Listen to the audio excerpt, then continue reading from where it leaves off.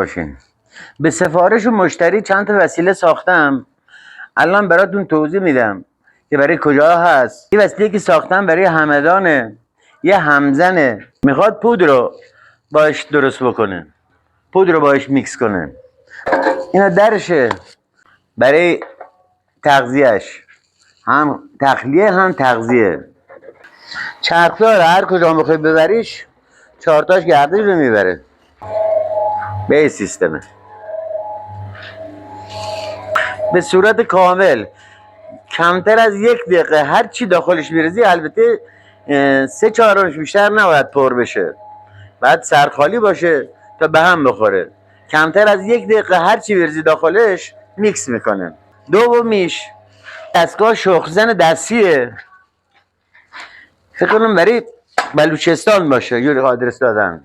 یه شخم‌زن دستیه، خب هم میتونه رو به جلو کار بکنه، هم اینو ویچه درش بیاری برش گردونی که رو به عقب کار بکنه. هم رو به جلو میتونه کار بکنه، هم رو به عقب میتونه کار بکنه.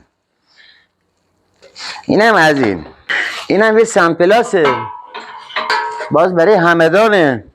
اینم یکی دیگه برای بندر لنگه است. مشعله برای ساریه. حالا اینم من روشنش میکنم باز ببینید.